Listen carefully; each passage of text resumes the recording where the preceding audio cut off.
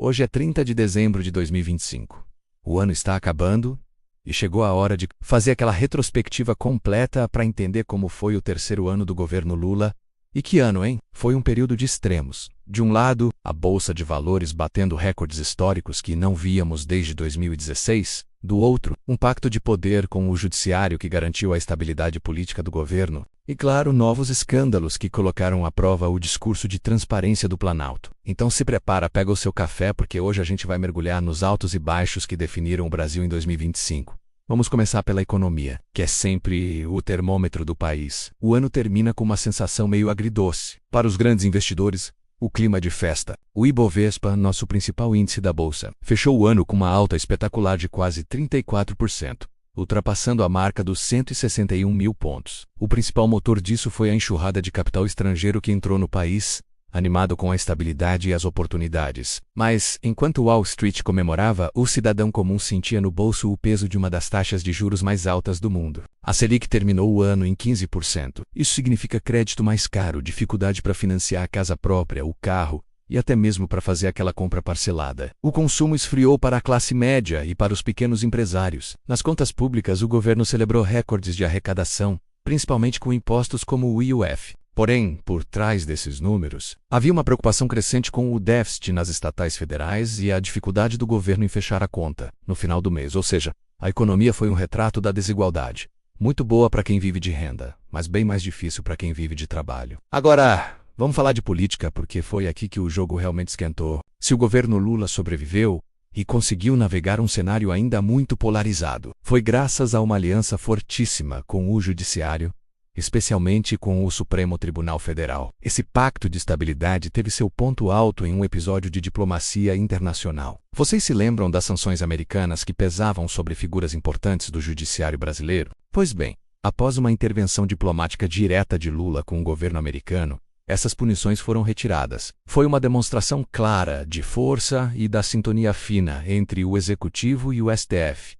Ao mesmo tempo, o judiciário pisou no acelerador nas condenações relacionadas à trama golpista de 2022 e 2022. O governo usou essas decisões para enfraquecer a base mais radical do bolsonarismo e, ao mesmo tempo, acenar para uma ala mais moderada da oposição. Pensando já nas eleições de 2026, nomes como Tarcísio de Freitas começaram a ser vistos como uma alternativa mais palatável para o sistema. Mas nem tudo foram flores. O Congresso Nacional mostrou que ainda tem muita força e impôs derrotas duras ao governo, deixando claro que existe uma barreira sólida contra o que muitos parlamentares consideram uma ofensiva conjunta do Executivo e do Judiciário. Mas nenhum governo passa ileso por um ano inteiro, e em 2025 o grande teste de integridade veio da Previdência Social. O caso que ficou conhecido como o escândalo do Instituto Nacional de Seguro Social chocou o país. Uma comissão parlamentar mista de inquérito, a famosa CPMI, revelou um esquema gigantesco de fraudes que desviou mais de 1,2 bilhão de reais através de descontos ilegais nas aposentadorias de milhares de brasileiros. O escândalo foi tão grave que resultou na demissão do presidente do Instituto Nacional de Seguro Social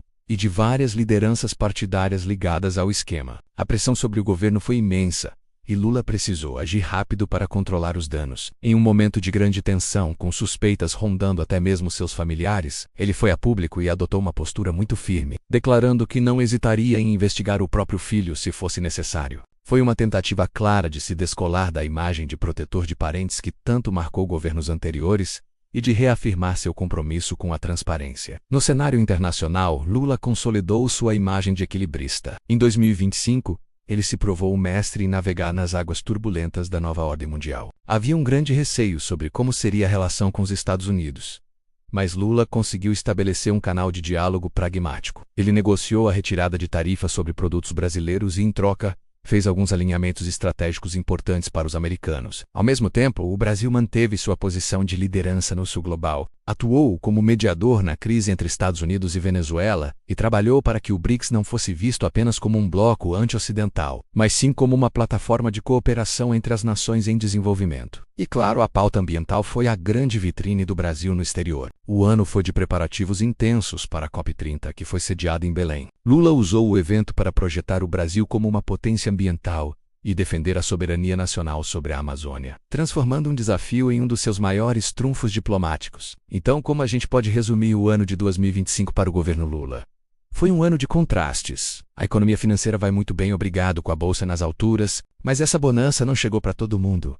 E a vida do cidadão comum continua difícil. Politicamente, o governo se mostrou um mestre na arte da negociação com as estruturas de poder, como o STF e o Centrão, garantindo sua governabilidade. No entanto, a polarização continua intacta. O governo ainda luta para convencer uma parcela significativa da sociedade, especialmente a base conservadora, de que suas ações não são uma perseguição política, mas sim a aplicação da lei. O desafio para 2026 será justamente esse: conseguir unir um país que, ao final de 2025, continua profundamente dividido. E aí, o que você achou dessa retrospectiva?